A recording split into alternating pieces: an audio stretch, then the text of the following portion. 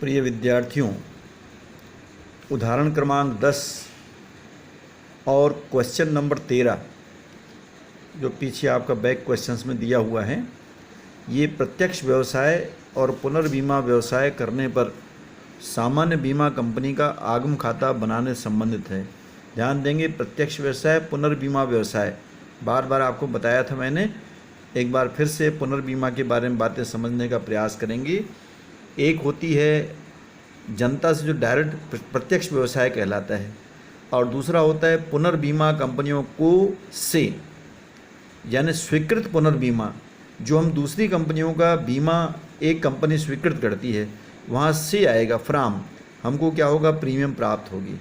और पुनर्बीमा कंपनियों को मतलब हमने क्या किया, पेमेंट किया, उसको हमने अर्पित पुनर्बीमा कहलाता है। से मतलब स्वीकृत पुनर्बीमा, जहाँ से हमको प्रीमियम प्राप्त होगा, दावे का भुगतान करेंगे और कमीशन हमें प्राप्त होगा। और अर्पित पुनर्बीमा, हम दूसरों को देंगे प्रीमियम, बदले में नुकसान होने पर दावा मिलेगा और कमीशन इसके अंतर्गत हमको प्राप्त होती है। तो दो में देना पड़ता है, एक में देना पड़ता है। अब ऐसे ही क्वेश्चंस को हम कैसे बनाएंगे? जब आप शेड्यूल बनाएंगे प्रीमियम, तो इसमें देखिए प्राप्त किया, ये डायरेक्ट बिजनेस, इसमें आपका प्रारंभ में अंत में अदत्त दिया हुआ है, प्राप्य दिया हुआ है। तो सबसे पहले बताया मैंने, अंत वाले को जोड़ना है, प्रारंभ को घटाना है। 10 लाख में 80,000 जोड़ देंगे, 60,000 को घटा देंगे, तो 10,20,000 रुपये प्रत्यक्ष व्यवसाय से आ जाएगा। उसी प्रकार पुनर्बीमा में 80 में 12 जोड़ देंगे, 8 घटा देंगे, तो पुनर्बीमा से मिला। ये दोनों को हम प्लस करेंगे। लेकिन ये जो है दूसरा दिया हुआ है, भुगतान किया, मतलब प्रीमियम हमने को भुगतान किया बीमा कंपनियों को, तो 1,20 में 14,000 अंत वाला जोड़ेंगे, 10,000 प्रारंभ वाला घटा देंगे, तो इससे आपका ये शेड्यूल बन जाएगी पहले प्रीमियम के अंतर्गत। उसके बाद देखेंगे दावे भुगतान किए, यहाँ भी दो स्थितियाँ हैं। दावे के अंतर्गत पहले 6 लाख में 40 जोड़ देंगे, 20 घटा देंगे, और दूसरा आपका 60 में से 6 जोड़ देंगे, 4 घटा देंगे, ये दोनों के टोटल में। फिर अर्पित पुनर्बीमा, जो हमने दावे प्राप्त किए दिया हुआ है, तो ये 40,000 में 4 जोड़ देंगे, 6,000 घटा देंगे, और इनके टोटल में से इसको माइनस कर देंगे, जो नेट अमाउंट आएगा। अभी मैं सॉल्यूशन भी बता रहा हूँ आप लोगों को।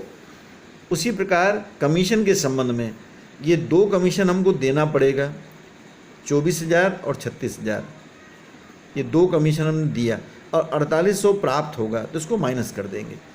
अब इधर देखिए प्रबंध व्यय में, एक आएगा छपाई, दूसरा किराया, इनकम टैक्स इसमें नहीं आता।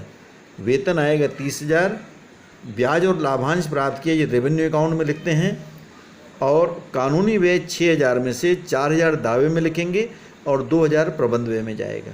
यहाँ एक महत्वपूर्ण बात, 1/4/13 को कोष की बाकी दिया हुआ है 4,60,000। कोष की बाकी यानी असमाप्त जोखिम के लिए संचय, इसमें 40,000 एडिशनल रिजर्व का भी शामिल है, तो असमाप्त जोखिम के लिए संचय आएगा 4,20,000 रुपये, और 40,000 एडिशनल रिजर्व कहलाएगा, इसमें शामिल है, तो पहले इसको घटा देंगे। अब असमाप्त जोखिम के लिए संचय, अग्नि बीमा के बारे में बताया था, 50% संचय बनाते हैं वर्ष के अंत में, और शुद्ध प्रीमियम का 5% के बराबर अतिरिक्त संचय हमें करना है। इसकी शेड्यूल्स को ध्यान देंगे, जो आपका इसके अंतर्गत हमको प्रिपेयर बनाना है, उसको समझने का प्रयास। इसमें ध्यान देंगे, प्रत्यक्ष व्यवसाय पर प्रीमियम मैंने बताया था 10 लाख में 80,000 अंत वाला जोड़ेंगे, 60,000 प्रारंभ का घटाएंगे, तो 10,20,000। इंग्लिश में प्रश्न आपका बुक में बना हुआ है, PDF फाइल भी मैंने भेजा है। स्वीकृत पुनर्बीमा पर प्रीमियम, ये 80 दिया हुआ है, 12,000 अंत वाला जोड़ेंगे, 8,000 प्रारंभ वाला घटाएंगे, 84,000, इन दोनों के टोटल में। ये अर्पित पुनर्बीमा, इसके अंतर्गत माइनस करेंगे, तो ये आपका शुद्ध प्रीमियम आ जाएगा 9,80,000। अब 9,80,000 का 50%, ये आपका हो जाएगा 4,90,000। अंतिम शेष, प्रारंभिक शेष 4,20,000, उसको घटा देंगे, अंतिम शेष ज़्यादा है, 70,000 माइनस करेंगे। उसी प्रकार अतिरिक्त संचय 9,80,000 का 5%, ये 49,000 हुआ, प्रारंभिक शेष 40,000 दिया है, ये दोनों को जोड़ के 4,60,000 मैंने आपको क्वेश्चन में बताया, तो ये 9,000 रुपये इसके अंतर्गत माइनस कर देंगे, तो 9,01,000 आ जाएगा शुद्ध अर्जित प्रीमियम। दावे में भी उसी प्रकार से प्रत्यक्ष दावे 6 लाख में अंतिम में अदत्त जोड़ देंगे, प्रारंभ वाला आउटस्टैंडिंग माइनस करेंगे, ये दावा हो गया। स्वीकृत पुनर्बीमा दावे, ये भी हम इसमें से 60,000 में अंतिम शेष जोड़ेंगे, प्रारंभ को घटा देंगे 62,000। उसी प्रकार अर्पित पुनर्बीमा, इसको उल्टा माइनस करेंगे क्योंकि वसूली होती है। तो 40,000 हमको मिला, 4,000 अदत्त है अंत में, 6,000 प्रारंभ में, इसको इसमें से घटा दिए। तो ये आपका आ जाएगा 6,44,000 दावे के संबंध में। दावों के संबंध में कानूनी व्यय आपका 4,000 दिया था, इसमें जोड़ देंगे, ये दावों का टोटल। उसी प्रकार कमीशन, प्रत्यक्ष व्यवसाय पर कमीशन मिला अनुसूची 3, तो आपका 24,000। स्वीकृत पुनर्बीमा व्यवसाय पर कमीशन जोड़ देंगे 3600। प्रारंभिक जो है आपका अर्पित पुनर्बीमा व्यवसाय पर जो कमीशन है इसको घटा देंगे। री इंश्योरेंस सीडेड पर कमीशन जो है माइनस कर देते हैं, तो 22,800 इसका आपका आ जाएगा। शेड्यूल 4 ये मैनेजमेंट एक्सपेंस, तो इसमें बताया हमने प्रिंटिंग, रेंट, वेतन और कानूनी व्यय का 6,000 में 4,000 घटाकर 2,000, ये सब का टोटल हो गया आपका देखिए 40,000 रुपये।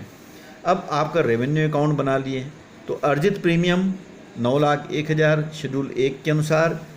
ब्याज और लाभांश इसमें आ जाएगा 8,000, दोनों का टोटल 9,09,000। दावे 6,48,000 आपका दिखा हुआ है। कमीशन 22,800 और प्रबंध व्यय ये 40,000 रुपये। ये तीनों का टोटल 7,10,800 हो गया। अब ए माइनस बी कर दिए तो 1,98,200 संचालन से आय हो जाएगी। इसी प्रकार से प्रश्न 13 और उसका पेज नंबर मैंने दिया हुआ है 961, इसको भी आप हल करके देख सकते हैं। फिगर फ़र्क है, बाकी पूरा क्वेश्चन इसी प्रकार से है। Thank you.